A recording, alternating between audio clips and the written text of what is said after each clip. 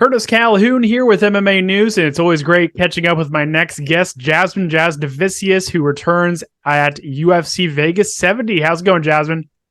I'm doing well. How are you? I'm doing good. Thanks again for the time. Really do appreciate it. First things first, just kind of talk to me. What have these past few months been like for you? Waiting for a fight, waiting for an opportunity, and how pumped are you to get back in there? Super excited to get back in there.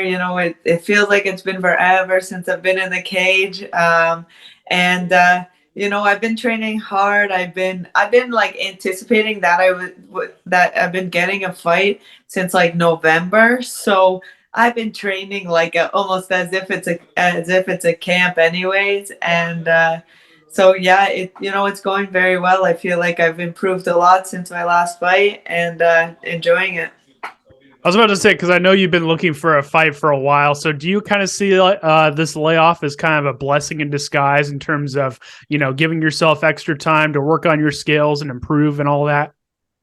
Exactly. I exactly like you said, a blessing in disguise is what it is, and I didn't waste that opportunity.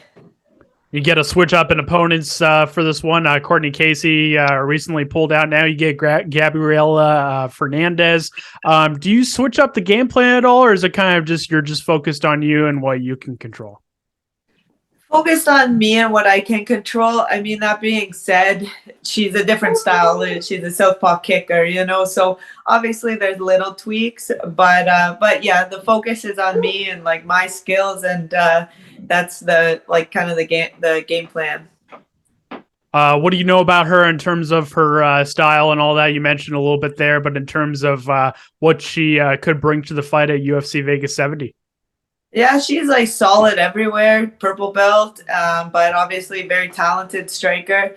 Got good kicks and southpaw, so ready for all of it. And I saw you've been splitting time with Niagara top team and American top team. Obviously, it's got to be exciting getting all those different looks. Just kind of talk to me about what that whole experience has been like.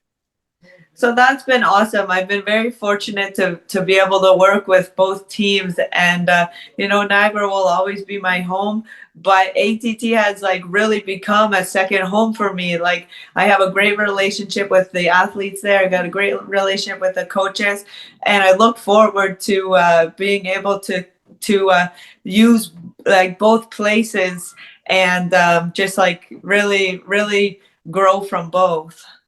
And I saw in another interview you actually got the chance to meet and train a little bit with Joanna Jędrzejczyk, obviously former UFC champion, big star in the UFC. How surreal was that for you? That was insane. She is an idol to me, and I have so much respect for her. I have so much respect for her, and to be able to like train with her, just feel what the champ feels like. It was unbelievable experience, and I hope to train with her again. I loved every minute of it. Gut feeling, do you feel like she's completely done with fighting, or do you feel like there's still a small chance that she could return at some point?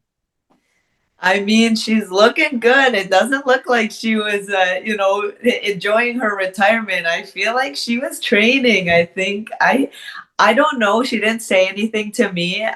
So like, I don't know if she's planning on making a return or anything, but I wouldn't be surprised. Do you kind of see yourself in terms of splitting time between Niagara top team and American top team? Do you feel like that's kind of the plan going forward, or do you kind of want to spend time at one or the other, or what's the plan with that? No, the plan splitting it. I think it's great. There's great pros and cons of both.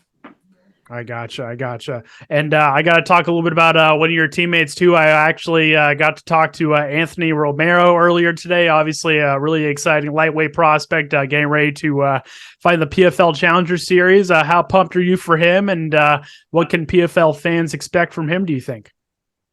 Oh man, Romero, he is so good. He is solid everywhere. Like, every time I watch him, I feel like I'm in awe just because of like his skill set. I don't know how he hasn't been in one of the big shows for the past couple of years now. Like, he's so talented, and I can't wait for this fight. This, it's a big opportunity and a big promotion, and I'm so happy for him. I can't wait to watch him perform.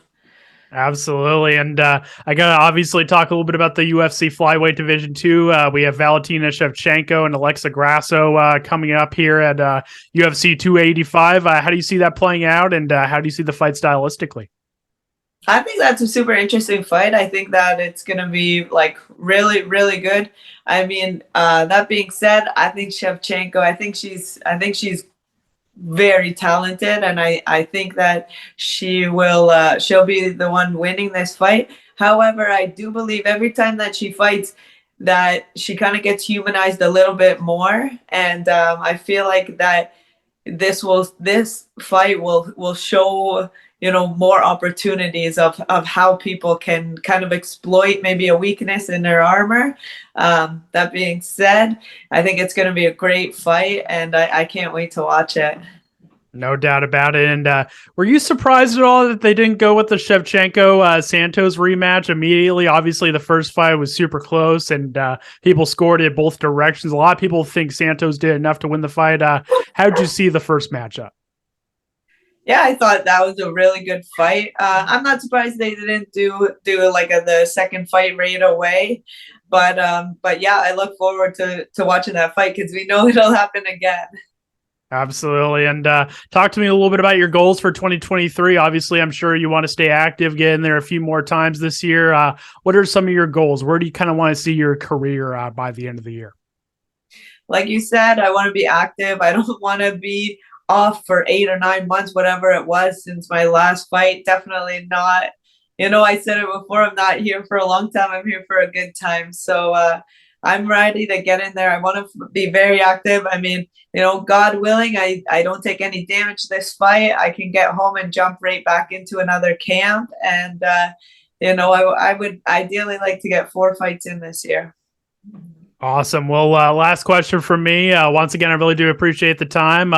What's your message to all the fans watching at home ahead of this fight, and what can they expect at UFC Vegas 70?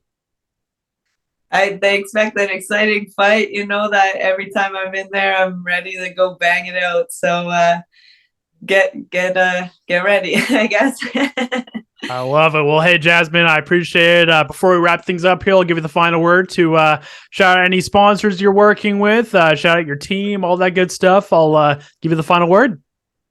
Always just shout out to my team, the Agri Top team, my coaches, my training partners. Wouldn't be here without them. All right. Well, Jasmine, it's always great catching up with you. I'm sure we'll chat again soon. All the best with these final few days of camp. And thank you so much for the time. Really do appreciate it. Thank you. Have a good one.